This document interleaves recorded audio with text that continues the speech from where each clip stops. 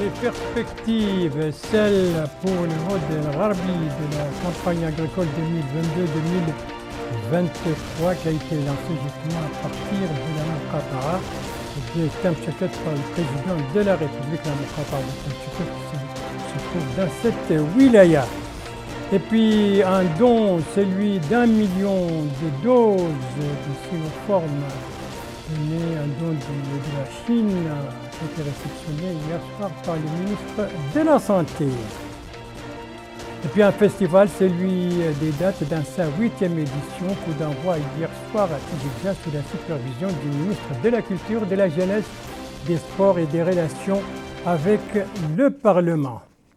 Voilà donc pour les principaux titres de votre journal et c'est parti. Madame, Mademoiselle, Messieurs, bonsoir et bienvenue à votre 22h de ce samedi 23 juillet 2022. La Mauritanie vit actuellement à l'ère de la campagne agricole 2022-2023, une campagne dont le coup d'envoi, je le rappelle, a été donné jeudi dernier par le président de la République au bord du barrage Ligrayer, se trouve dans la commune de Guéret, donc tout cela dans la Muqata'a de Tamshiket au Hod el-Gharbi.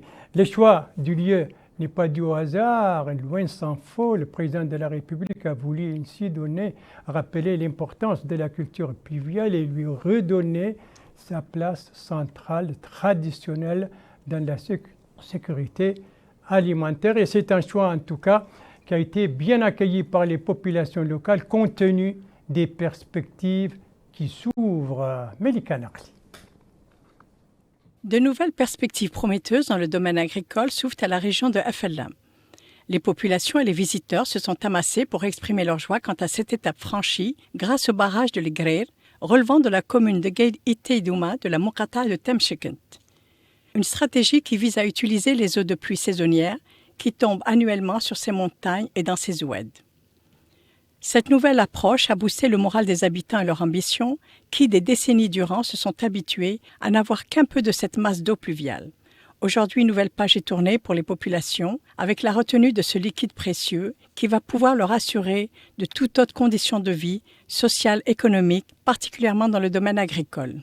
Un engagement pris par le président de la République, M. Mohamed Ould-Cheikh El-Ghazouani, lorsqu'il a procédé personnellement au lancement de la campagne agricole 2022-2023.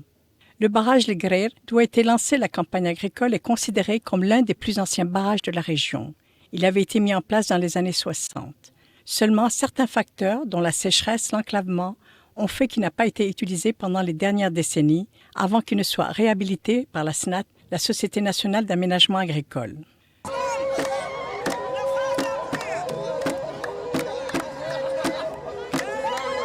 Cette deuxième vie du barrage a fait revenir les populations à leur terroir. L'eau pluviale retenue par le barrage donne de grands espoirs dans le domaine agricole, à plus de 130 hectares qui le jouxtent conformément à la stratégie agricole mise en place par le secteur qui allouait à cette campagne une enveloppe financière de plus de 4 milliards d'ouguiyas. Ceci répond à une approche qui s'appuie sur la gestion des caravanes de 6 mois et au lancement d'initiatives de promotion de l'agriculture et au renforcement de la collaboration entre le secteur public et privé, en plus également de l'appui aux initiatives pilotes dans ce domaine. Tout cela était l'objet d'une exposition visitée par le président de la République, M. Mohamed Ould-Cheikh El-Ghazouani. Le président de la République a ainsi reçu d'amples explications. Les expositions étaient variées et riches en ce qui concerne les productions agricoles, dont celles de semences de légumes, de fruits, de fourrages, en plus de machines agricoles. Une grande attention était portée à cette exposition au vu de l'importance accordée à l'agriculture.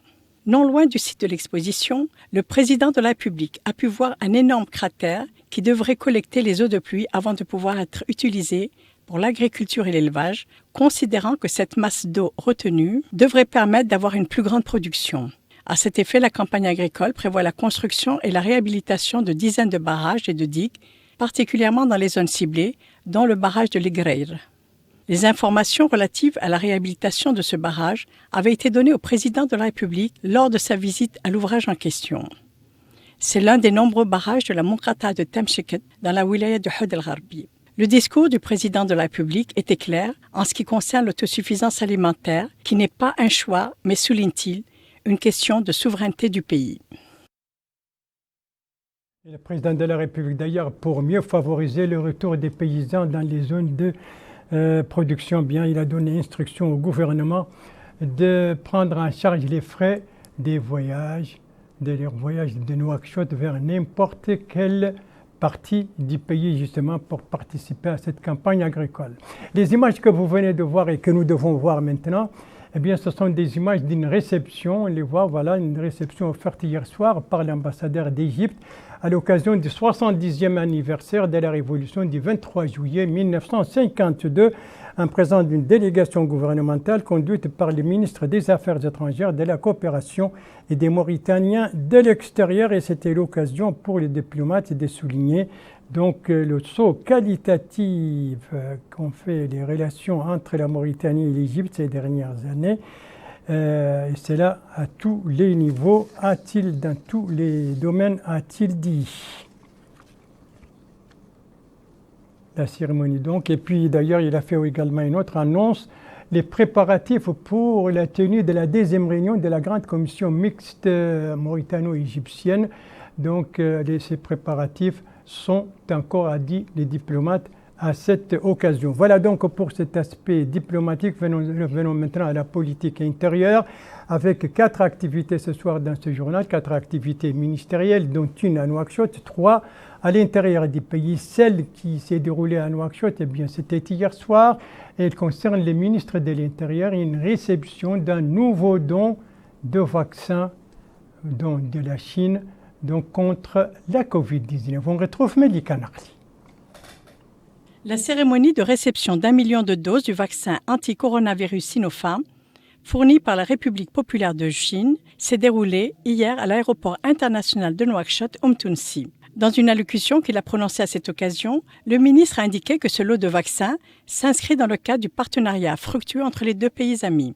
Il a indiqué que ce lot de vaccins s'ajoute aux quantités de doses s'élevant à 2 500 000 doses déjà reçues par le département, notant que les doses totales reçues sont de 3 500 000 doses du vaccin Sinopharm.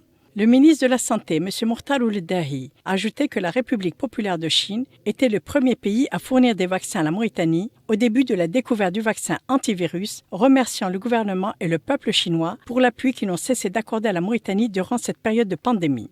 Pour sa part, l'ambassadeur de Chine accrédité auprès de notre pays, son Excellence Li Banjin, a indiqué que la remise de ce lot s'inscrit aujourd'hui dans le cadre de la commémoration du 57e anniversaire de l'établissement des relations diplomatiques mauritano-chinoises, notant que cette quantité reflète l'amitié existant entre les deux peuples amis. Il a souligné que le monde assiste actuellement à des vagues récurrentes du coronavirus, notant que cette quantité permettra à la Mauritanie de renforcer ses efforts pour faire face à la pandémie. Il a déclaré que la Mauritanie et la Chine, depuis le début de la pandémie, ont adhéré à l'esprit d'une même équipe en application de la volonté des dirigeants des deux pays. La quantité de vaccins a été reçue en présence de plusieurs responsables du ministère de la Santé. Il est à noter que la République populaire de Chine a fourni à de nombreux pays africains des doses du vaccin face à ces vagues renouvelées du virus. Voilà donc pour ce nouveau don chinois, 1 million de doses de Sinopharm donc, qui a été réceptionné hier soir, un don qui vient à point nommé pour renforcer donc la lutte contre la Covid-19 dans notre pays. La Covid-19 dont la pandémie continue son évolution à la yo-yo, tantôt ça monte, tantôt ça descend, tantôt ça remonte, tantôt ça descend. Comment on va voir l'évolution dès ce soir? On voit ici les graphiques du ministère de la Santé, 47 nouveaux cas donc positifs avec 51 guérisons, fort heureusement pas de décès.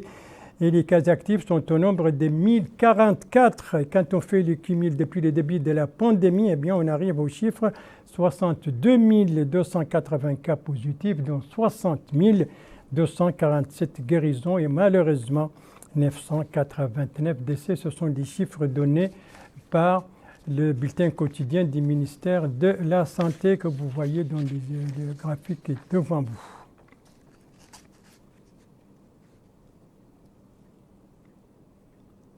Voilà donc pour cette page médicale consacrée à l'évolution de la situation, de l'évolution de la pandémie de la Covid-19 durant les dernières 24 heures, mais aussi consacrée à ce nouveau don chinois d'1 million de doses de Sinopharm donc contre la Covid-19.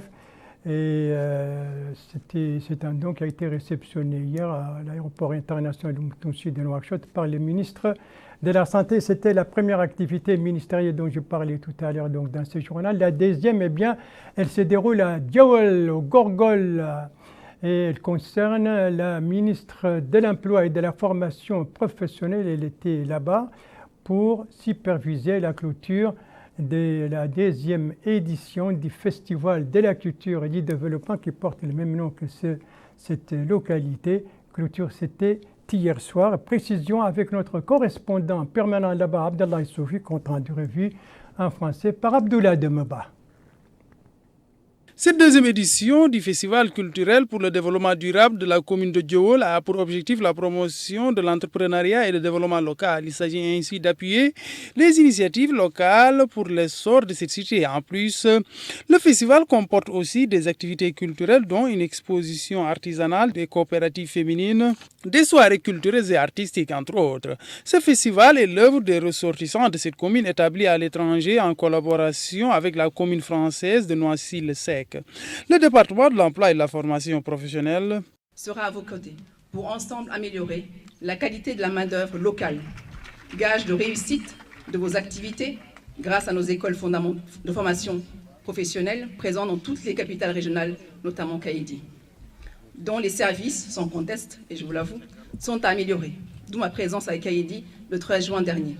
Et je compte sur les élus locaux qui connaissent mieux que quiconque nos populations à s'impliquer davantage dans le dispositif de la formation technique professionnelle, afin de réussir ensemble une amélioration significative de ce dispositif, aussi bien sur le plan quantitatif que sur le plan qualitatif, pour être en totale adéquation avec les besoins du marché, et notamment du marché de l'emploi et de notre économie. Le maire de la commune de Diawel, Omar Abdallaili, a pour sa part exprimé ses remerciements à la commune de Noisy-le-Sec pour l'organisation de ces rencontres culturelles et de développement qui, précise-t-il, aura des impacts positifs au niveau local. Pour sa part, Olivier Saraberous, maire de Noisy-le-Sec, a salué les retombées de cette coopération avec la commune de Diawel, mettant en avant l'engagement de la commune de Noisy à apporter son appui à cette localité. Toujours dans ce cadre, la ministre de l'Emploi et de la Formation professionnelle a visité un projet agricole à Diawel en compagnie du Wali du Gorgol Ahmed Naoul Sidiba, réalisé sur une superficie estimée à 4 hectares. Ce projet est l'œuvre d'un ressortissant de cette commune basée à l'étranger. Il offre des opportunités d'emploi dans le domaine agropastoral à plusieurs jeunes. Et celle que vous avez suivie parler en français, donc au cours du reportage, il s'agissait de Mme Lalia Camara, ministre de l'Emploi et de la formation professionnelle. C'était la deuxième activité ministérielle dans ce journal. La troisième activité ministérielle, elle, se déroule sur la route nationale numéro 4, autrement dit sur l'axe Nouakchott-Nouadhibou, et elle concerne le ministre de l'Équipement et des Transports qui est parti là-bas pour s'informer sur l'état des différentes parties de cet axe, quelles étaient les principales étapes du ministre au cours de cette visite. C'est ce que nous dit notre correspondant permanent là-bas, Abdallah Zouber, compte rendu revue en français par Aminata Khan. Le ministre de l'Équipement et des Transports, Mokhtar Mohamed El Yedali, s'est arrêté au niveau du tronçon Wadi Chebha Boulonnoir dans le but de s'informer sur le programme contractuel de maintenance du réseau routier national. Le ministre s'est également arrêté au niveau du kilomètre 55, route reliant Boulonnoir au poste frontalier.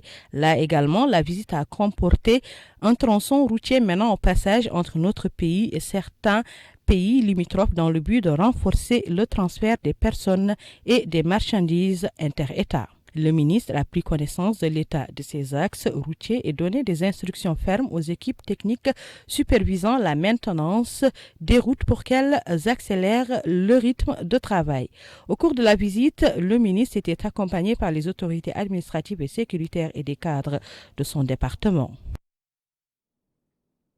Voilà donc la visite du ministre, la visite d'information du ministre de l'Équipement et des Transports sur la route nationale numéro 4, à l'axe Nouakchott-Nouadhibou, et c'était la troisième activité ministérielle.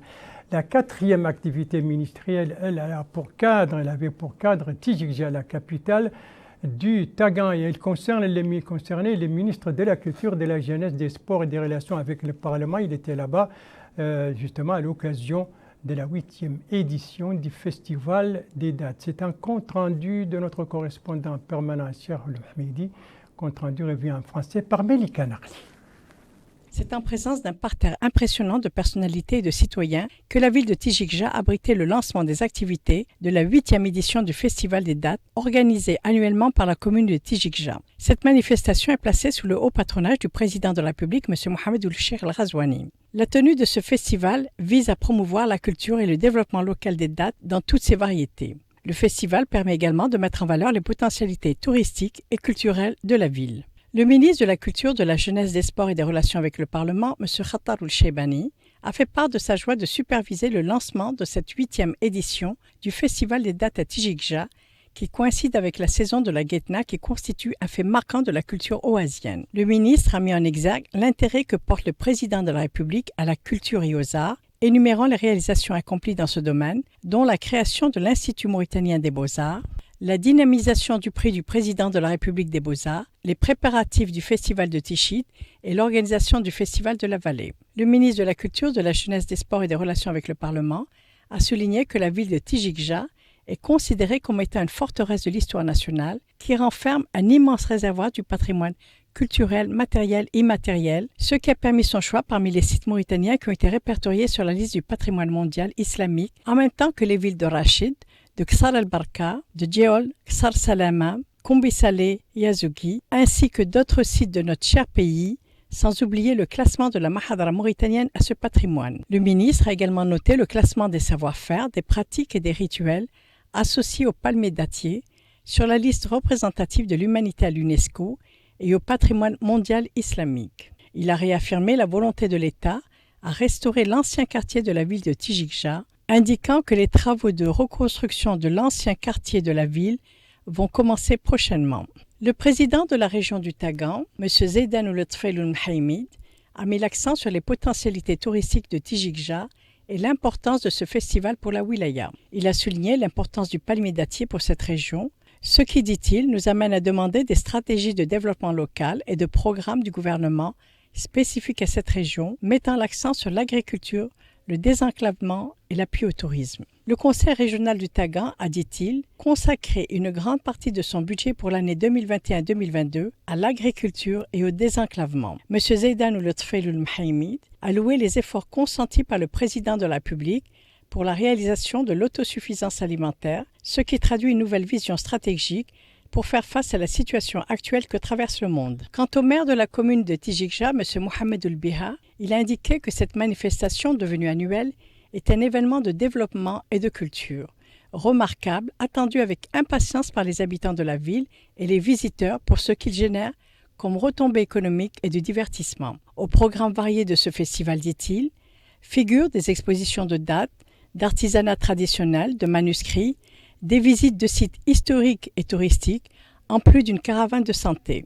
L'ouverture de ce festival s'est déroulée en présence de nombreux ministres, autorités administratives et sécuritaires, représentants du corps diplomatique accrédité en Mauritanie, en plus des élus locaux, invités et populations de la région. La première soirée de ce festival de 3 jours a comporté des poèmes, des chants et des danses folkloriques qui ont enthousiasmé un public nombreux. Ça, c'était donc la cérémonie de démarrage ou d'ouverture de cette 8e édition du festival des dates. C'était hier soir donc à Tijikja, duré 3 jours de cette 8e édition. Retour à Nouakchott pour parler d'un autre retour, celui du 2e contingent de nos pèlerins. Il a regagné Nouakchott hier soir, compte rendu Aminata Khan. Le 2e contingent de nos pèlerins, composé de 415 pèlerins, a été reçu par le secrétaire général du ministère des Affaires islamiques et de l'enseignement originel. Les pèlerins à qui nous avons tendu le micro ont à l'unanimité indiqué que les conditions d'hébergement ont été meilleur que les années précédentes, remerciant le ministère des Affaires islamiques et de l'enseignement originel pour l'organisation réussie. Il est à noter que le premier contingent de ces pèlerins comprenait la mission officielle présidée par le ministre des Affaires islamiques et de l'enseignement originel, Da Ould Sidi Ould Amar Taleb, et que le dernier contingent va arriver dans quelques heures sur le tarmac de l'aéroport international de Nouakchott-Mtounsi. Le retour hier soir du deuxième contingent de nos pèlerins, le troisième et dernier contingent, bien entendu, est attendu ce soir. Donc, vous savez que c'était 3 contingents et c'est le dernier qui est attendu ce soir. Merci de suivre les JTF de Mauritanie, la suite du journal avec un atelier, avec bien entendu aussi une distribution et avec une cérémonie et bien entendu la pluviométrie. L'atelier, c'est celui qui vient d'être tenu à Kifa, la capitale de la Saba. Il est organisé par le Haut Commissariat, le Commissariat aux droits de l'homme, à l'action humanitaire et aux relations avec la société civile. Thème, le suivi et la documentation. Compte rendu de notre correspondant permanent là-bas, Moutali Sadar, j'arrive à prononcer son nom. Moutali Sadar, compte rendu revient en français par Abdoulaye Demaba. Qui s'est tenu à Kifa rentre dans le cadre des initiatives visant à doter les acteurs de la société civile des outils nécessaires pour participer à la promotion des droits humains.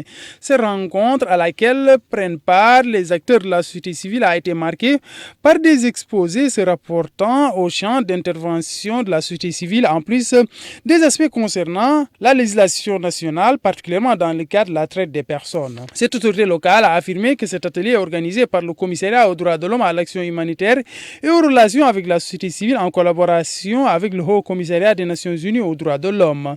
Il a aussi indiqué qu'il permettra de renforcer les capacités des acteurs de la société civile. Le directeur adjoint au Commissariat aux droits de l'homme, à l'action humanitaire et aux relations avec la société civile a quant à lui mis en avant l'objectif de cet atelier ainsi que les différents aspects que cette formation va couvrir.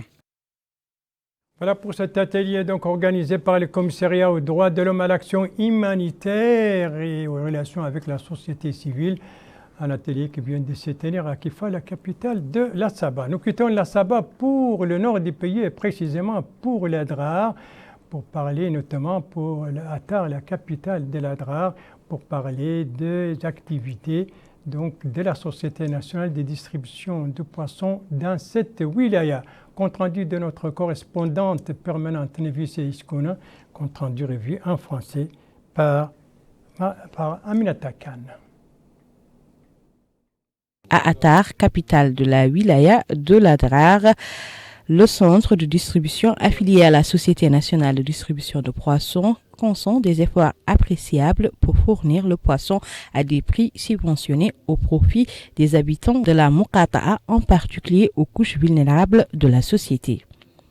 Les bénéficiaires de ces distributions se sont réjouis des interventions transparentes et équitables du centre et qui permettent à leurs familles à faible revenu de disposer de quantités de poissons à des prix symboliques et de réduire ainsi les charges d'alimentation tout en enrichissant celles-ci. Ils ont formulé le souhait de voir augmenter les quantités allouées mais également les points de vente de ces poissons.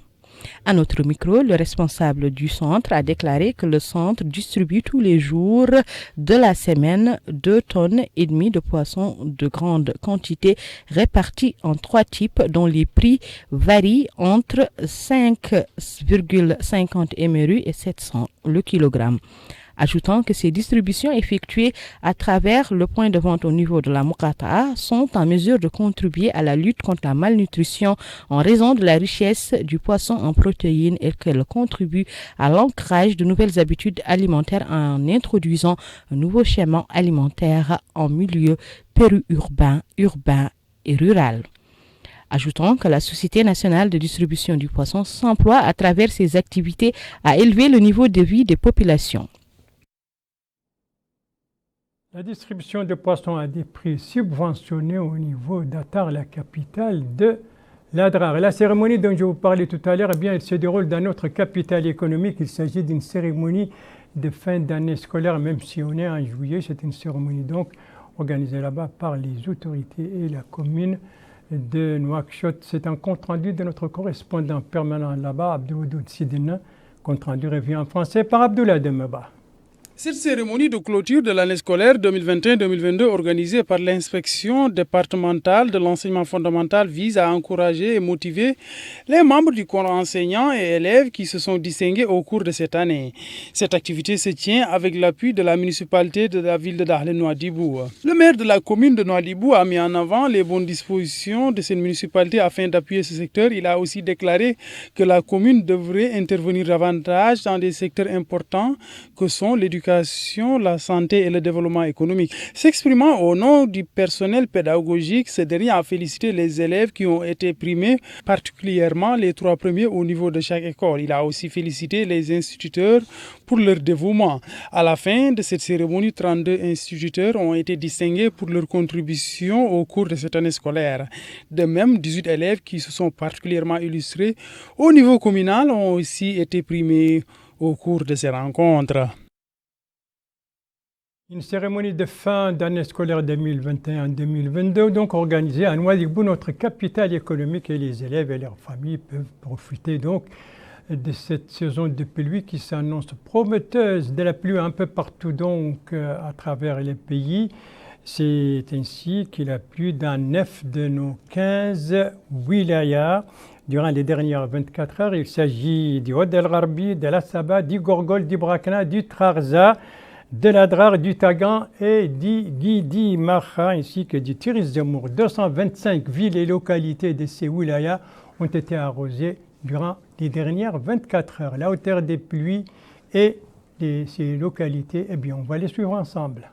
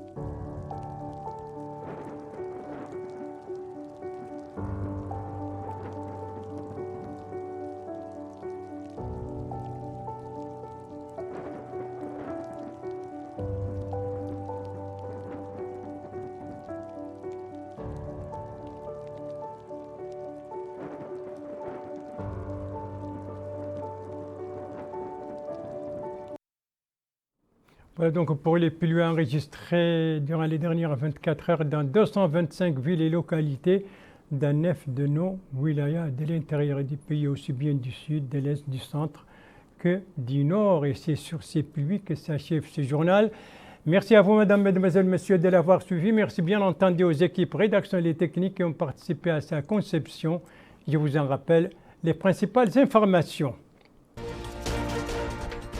Des perspectives prometteuses pour la campagne agricole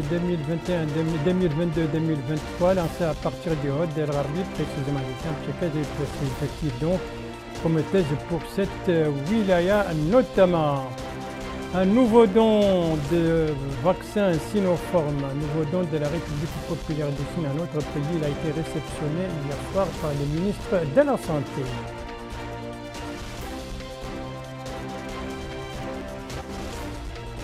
Et puis j'ai vu depuis hier soir à l'ère de la 8e édition du festival des dates, coup d'envoi donné par le ministre de la Culture, de la Jeunesse, des Sports et des Relations avec le Parlement, durée de cette édition 3 jours.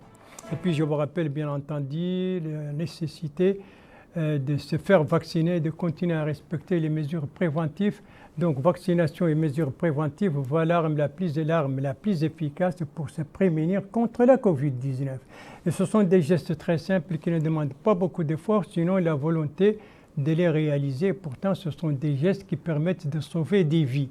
Votre santé est entre vos mains, prenez soin de vous pour vous préserver et préserver les autres. Et si vous aimez vos proches, eh bien pas d'approche et pas non plus de reproches. Tous vaccinés, tous protégés. Voilà, les JTF reviendra demain à la même heure, 22h, et vous serez en compagnie, suivant le planning des services, vous serez en compagnie d'Ndei Sao Sidi. Quant à moi, il ne me reste plus qu'à vous souhaiter une très très bonne fin de soirée, une très très bonne fin de semaine, et à vous donner rendez-vous, Inch'Allah, vendredi prochain à la même heure, 22h. Bonsoir.